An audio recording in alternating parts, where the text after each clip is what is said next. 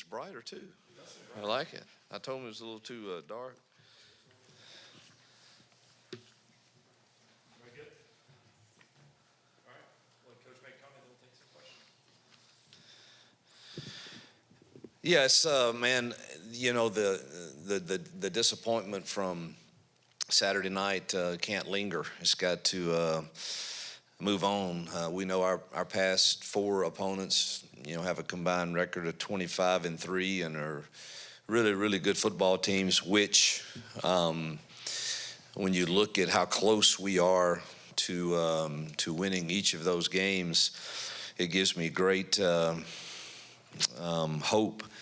And I think that's what you hold on to in times like these, is the fact that you're really, really close. And truthfully, as a coach, you can't, I don't know that there's a lot you can do about a drop pass here and there that makes a difference, or missed field goals that make a huge difference in these games.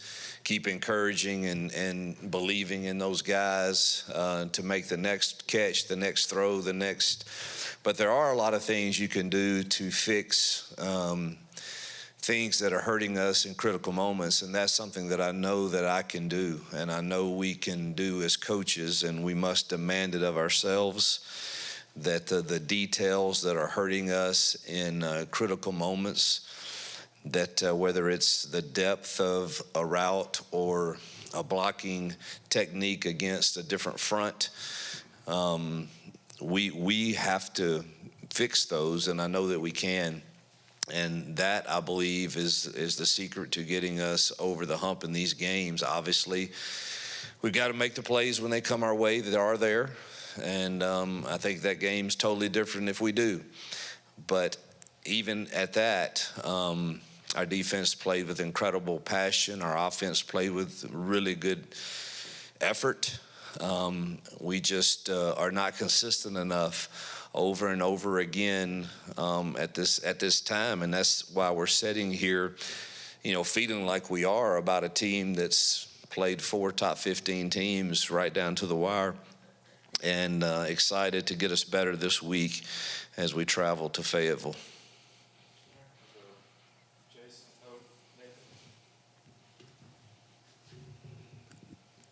You, after going back and looking at that, any changes, personnel changes, obviously quarterback, anywhere else that you may take a look at some different things this week? Yeah, we're looking at everything. Unfortunately, the first change is at center. I know it's been announced. Many of you already have heard Connor Lew tore his ACL.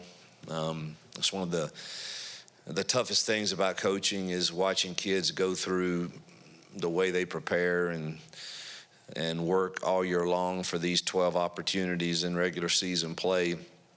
And he's an incredible leader, too, and a incredible smart guy that we obviously missed some in the second half, particularly and Cale battled his tail off, and Cale's going to be a really, really good player. But there's nothing like experience of having to get up there and reset a protection based on a look and then having to do that and snap the ball with great accuracy so that the timing of plays is good. So that's the first change that's got to be made, and we certainly hate that for Connor. But he's a great kid, and he'll be back and be better than ever for next season. And but losing him does hurt for sure. We'll try, we'll get Cale ready, of course. We'll also move Mason in there some to get some reps, too tall, out at tackle. So try that combination some also. So we'll see how that goes. We did that some in practice today. Mason's very smart. Played a little bit of center, not a lot, but kind of understands. He's used to hearing all the calls that we need to make, and particularly being on the road. Going to see how he functions in there this week when we go good on good for sure, and also Cale.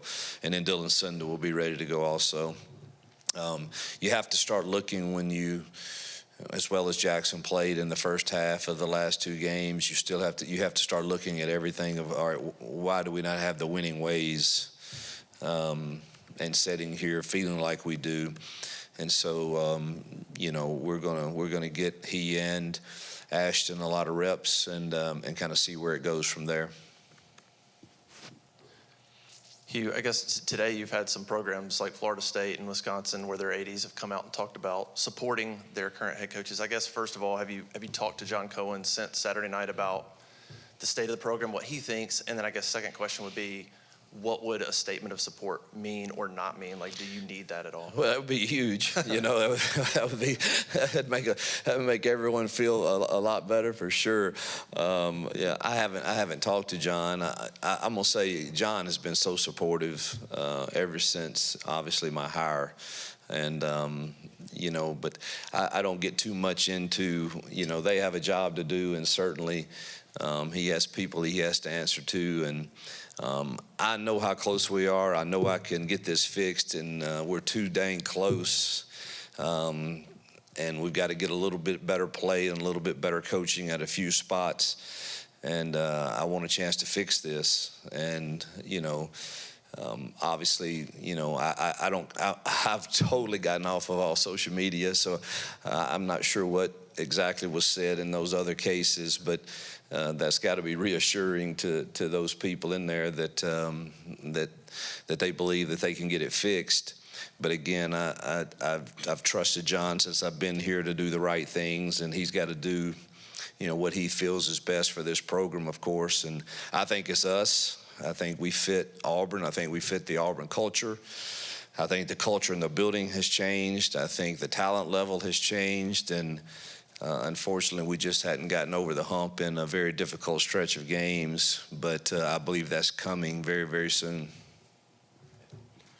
What did you guys see from Perry the last couple weeks? His snaps are just couldn't be going more up and proud of him, man. I called his uncle just to the guy, truthfully, when he got here, if I'm being just had no idea how to practice, and to see him, the talent was there, but he didn't know.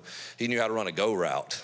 He didn't know how to take a release off of anything, or what different coverages looked like, and he wasn't the only one. Malcolm was that way too. Cam, to a certain extent, Cam was more prepared, but. Man, to see him starting to enjoy playing the game and having success, that's really what coaching's about, is developing those guys. And you got to give Marcus and Coach Harris and Heath, those guys that work with them on every single day. But really good to see him. And, nobody was more bothered on the sideline than him after he dropped that, I think, the second possession or third possession. And I love to see that. And he's just getting better and better every single day. And I have to remind myself, we're playing these top teams very tough, but we're still fairly young at some spots. And he's still a young kid, but really, really excited to see his development.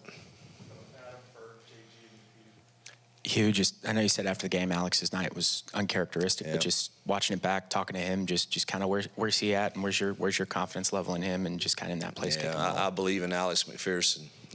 He believes in himself. I mean, that's the first time he's missed any kicks inside the 40-yard line in his career, and he missed two, and that's just so uncharacteristic and of him. And he kicked beautifully all week long. And, he's mentally strong. He's been through a lot, and certainly feels the weight of the loss for everybody, feeling like, man, if I could just make one of those, maybe the game's different. But, man, nobody in here doubts him or has any less belief that he's going to make the next one.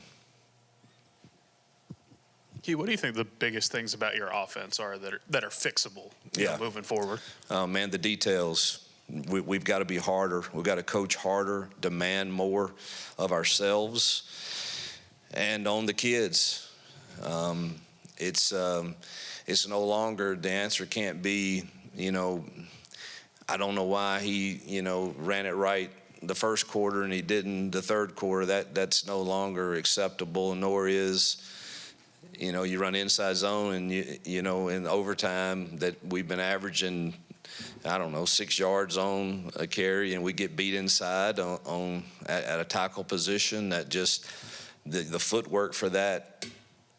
You don't get beat inside on that play. Let him beat you outside, that's fine. But and whether it's the ball's got to come out to your second progression, it's got to come out, and it's there. So turn it loose. And so we've got to demand more. Our coaches are very clear on how I feel right now about that, and hopefully we lessen maybe what we're carrying. And there's zero room for excuses. Hey, I think you talked on Tiger Talk last week that your intention was to have Ashton redshirt this year. If you want to make a change at quarterback, doesn't that kind of limit you just have to go to Deuce? Or? Not anymore. We just we're going to play to win with him, and he's prepared to play the last few, and then. If you go watch the game and you're watching it live, it's really hard to complain about Jackson in the first half of the last 2 games, for sure. I mean, he that game could have easily been 14-0 after the second drive, and Jackson was playing at a high level, and we've got to get that consistency throughout the game, or we've got to go find a spark. Going back to Cale, obviously it's pretty rare to see a freshman center, especially a young freshman center in the SEC. Yep. What about him? I mean, who should still be in high school? Right. I mean, what about him makes you, trust him going into stage like this? He's a mature kid for his age, but it's really his toughness and preparation. He will spend time up here hours with Connor Lew, getting himself ready as he has been. And he has a high football IQ, and is, going to make some mistakes. Got to make sure his snaps are a little toned down. They were a little high and hard at times. On a goal line play, it kind of throws off your timing. We had one critical third down. I wish I had that call over again. But it certainly is not very good if the timing is off to get it to the running back headed downhill right now. And but again, it's his first go around in an SEC game, and honestly, he graded out pretty well.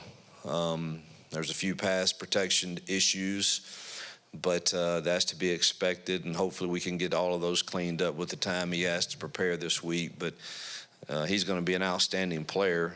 You hate to have to throw him out there quite this early, but that's the hand we've been dealt. Coach, another big game from Xavier Atkins, Robert Woodard. Just how valuable have those guys been this season individually for your team? It's Robert's best game since we've been here, by far. And that's a kid that really struggled and contemplated. Do I need to move on back in the crazy portal world? And I tell you, I give a lot of credit to his father, who just spoke real truth to him. And he hung in here, and now he's worked his tail off to get better and better and played his best game, and X continues to play at a high level. You back to the quarterbacks. Is the expectation for Jackson to start Saturday, or is it as simple as whoever has a better week of practice is going to get the starting nod? I would say the expectation is for him to start.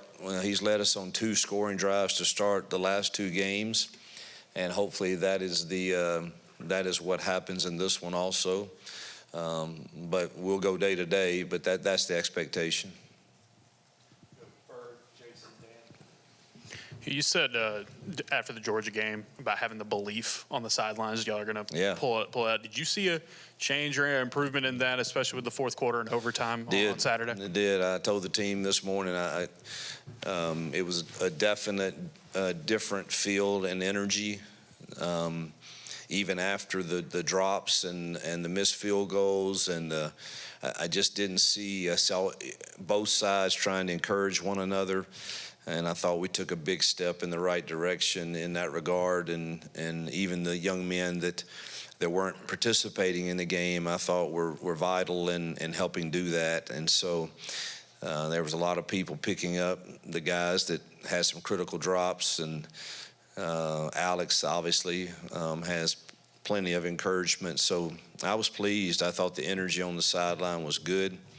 It's always going to be a little different from offense to defense. You know, defensive guys there's a little more juice there. Offensively, you've got to have that energy, and when you're scoring and doing well, there's certainly more energy. After I think the first drive, it was off the charts good, and Jackson laid his body on the line to get us down to the goal line. We punched that in. The energy is really high. Then you have a few drops the next really 3 possessions, and that kind of cost us some opportunities. And even then, I thought the energy was good. But it's certainly like you better get in there and start getting on the iPad and looking at the looks, and you don't have a whole lot of time to talk about much else, but you better figure out, all right, here's how they're playing us, and here's what we need to go to, and here's what we need to do next. But definitely thought that the energy on the sideline was really, really good. Yeah, we saw more Jordan Crawford the other night. We've seen a lot of Elijah. He's making plays, but Neboy and Eric Winters there's a bunch of those guys that are playing key roles on defense. How much have you seen them grow since the beginning of camp, especially? Yeah, those freshmen continue to grow, whether it's Woodby, Newboy, Winters, Autry, Crawford, Jared Smith, Diaz, Melendez, X, all these young kids that we're playing over there are Star is going to be really good also. The future's bright with those guys. We've got a lot of good talent over there, and they're getting better and better week in, week out, it seems. Coach, what role does the play calling have in helping Jackson find something of a rhythm, and how much of it is on the individual? Yeah, well, we've I think we're calling things that he feels really good about. There are times on probably 3rd and longer that nobody feels real comfortable, about some of those. Particularly, I thought Missouri had 2 of the better defensive ends we faced. I think they're one of the more complete teams we've faced in all aspects, which again gives me hope that we're really, really close. So. But we're not carrying much that we don't think he can do, other than maybe some 3rd and long deals. That it's not so much can he do them, it's can everybody hold up in time for us to get this completed. And if not, we probably need to take it out and let's try to get our guys a shorter route and see if they can't run for the first down or go for it on 4th. Anybody who's been around has seen times when you start off the season, the defense is really good, the offense is struggling, and then you get late in the season and the defense kind of takes a step back too. Is there any concern about that right now? I don't have any, other than we're facing one of the more talented offenses I've seen. I mean, I watched them this morning. They are really talented on offense. That guy's Green is playing at an extremely high level, has a really good running back, tight ends, receivers, and is making those plays that are not designed plays at a high level. And Bobby does a really good job, coaching offense. And so, I don't expect our kids they're going to come and compete like they have every time. But I mean, this team's scoring a lot of points on some really good defenses. So it's a great challenge for us for sure, based on what I've seen on tape. But I don't think the expectation is that we'll play at a high level with great passion and execution. We still have things that we can get better at and clean up. We didn't, watching the tapes with the defense this morning and going over the good and the bad, we still don't cage the ball real well, leverage the ball real well at times, and it's usually our younger guys that we mentioned, but they're better than they were, and or play with the right leverage on a pass route on where your help is, and we need to improve that this week for sure and we got to stay in coverage when we're in coverage, because he will rip it over your head. Hugh, we saw Jeremiah bust a couple of runs to the outside. I know y'all have talked about maybe trying to attack the perimeter more. Have you seen kind of more success with that? I guess here recently, is that something that y'all want to kind of expand with in the ground game?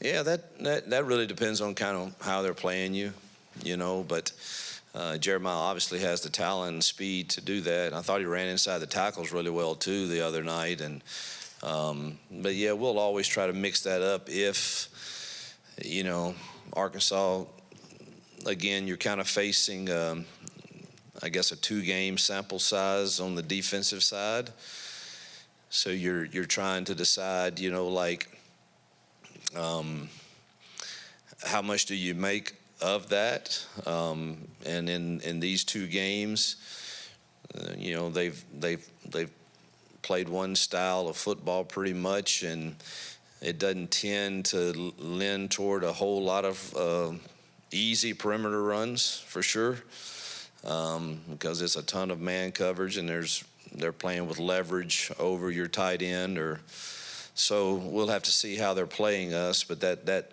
again, just in a 2-game sample, that tends to be a high percentage of who they want to be. Coach, I know this is a wide receiver group you really like, but how do you explain the drops over the last few games and the timeliness of the drops, and how do you get that addressed here going into Arkansas? Continue to get on the jugs. They'll be on them every day. It's really hard to explain, and that's, as a coach, there's some things that just set you off, and you want to go off on kids at times. At quarterback or receiver, but it's really hard to do that to guys that care, and they have the capability of making those plays that change the game, and it changes the season when they make those plays, and you just got to tell them, man, you got to play the next play. I've seen you do it 1,000 times, and you're very capable of doing, and try to encourage them. The things that you can be very, very hard on them about is route running, depth of it, technique, but don't think it's wise to really give it to them when they have a crucial drop. Just haven't seen that work out, and I've coached receivers. That's how I started, and don't think that that's the ticket to you encourage them of what they can do and how you've seen them do it over and over again, and they'll bounce back from it typically. Yep. Thank you.